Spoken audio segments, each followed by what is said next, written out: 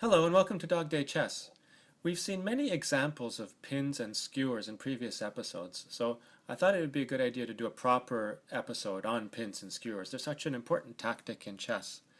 Now, a pin and a skewer are very similar in that you're attacking two pieces that are on the same line, either the same rank or the same file or even the same diagonal. And the difference between a pin and a skewer is whether the more valuable piece is the forward piece or the backward piece of the two pieces that you're attacking. With the pin, the more valuable piece is the one that's in front. So let's go to an example.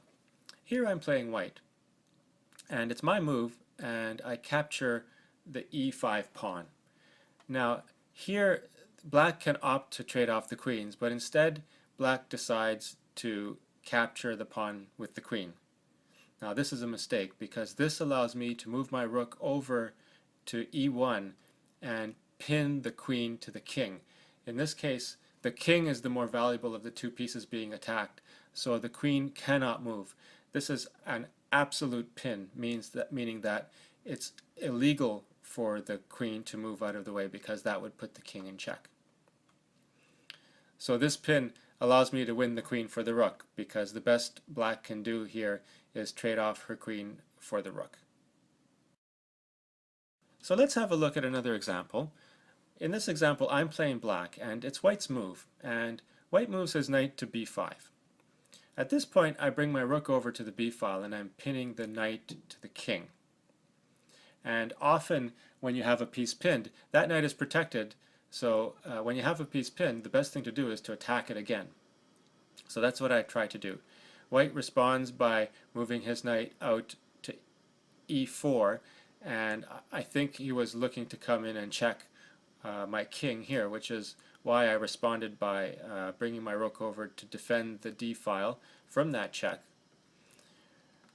White attacks the rook, and I bring it up, counterattacking the knight. My destination for that rook is to double my attack on this pinned knight. The knight falls back to c5, and I bring my other rook over to the b file. And at this point, because I've got two pieces attacking the one pinned piece, I'm able to win the knight.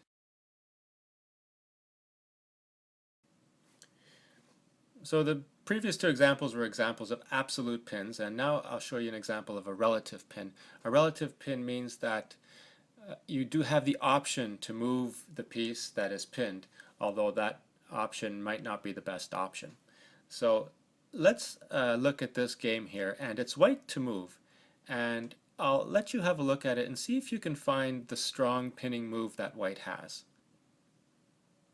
Okay, so the pinning move is to move the bishop here to g5, and this pins the rook to the queen and will result in winning the exchange, because as black follows up bringing his rook over, then white can just capture the rook for the bishop, winning the exchange, winning the rook for the bishop. I want to finish up on pins by showing one more example. Now this is technically not a pin because a pin involves pinning one piece to another piece, but I like to think of this as a pin because this one involves pinning a piece to a key square. Okay, so here it's white to move, and white moves his rook over to e1. This is pinning the knight to what? To e8, which is the mating square. If the rook should be able to get to e8, it'll be a back row mate. So conceptually it's pinning the knight to this key square. The effect is essentially the same. If black decides to move the knight, for example here, then it's checkmate, which would be a bad move. If instead black tries to protect the knight, then I can attack it again, and after another move I can win the knight. So let's move to skewers.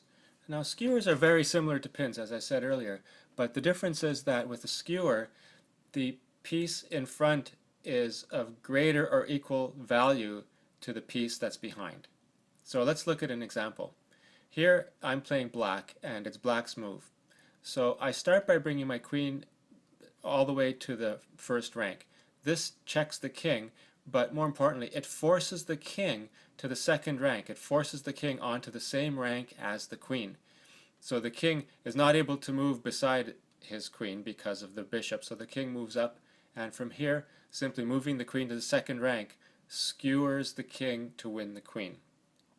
So here, the king is the more valuable of the two pieces, and the king must move, and the queen is lost. And because the king must move, this is called an absolute skewer. This next example is an example of a relative skewer. So it's white to move, and from this position, white can simply move his bishop to b4, and this is attacking the queen and the rook. And that bishop on b4 is protected by the white queen, so if the black queen should decide to capture the bishop, the white queen will capture back. And this is a relative skewer because white does have the option of leaving the queen in front, although that would be unwise. So in this game, what black did was move the queen out of the way, and then white won the exchange. Now moving back to the skewer position, you notice that the skewer could be blocked by this pawn, but unfortunately for black, the pawn is pinned to the queen. So if black did decide to block the skewer with the pawn, then black would lose the queen anyway. Let's have a look at one final example of a skewer. So here it's black to move, and black moves his rook over to c7, attacking the bishop. Now there's a strong skewer that the bishop can do, and if you like, you can pause the video to find it for yourself. Okay, so the bishop can move to b8, skewering the two rooks, and this will allow the bishop to win one of those two rooks. So in this game, what happened was the forward rook was captured. So there you have it. Those are pins and skewers. I hope you understand the difference between the two and have learned what we mean by a relative pin and an absolute pin, also a relative skewer and an absolute skewer. So as always, I hope you learned something from this episode, and thanks for watching.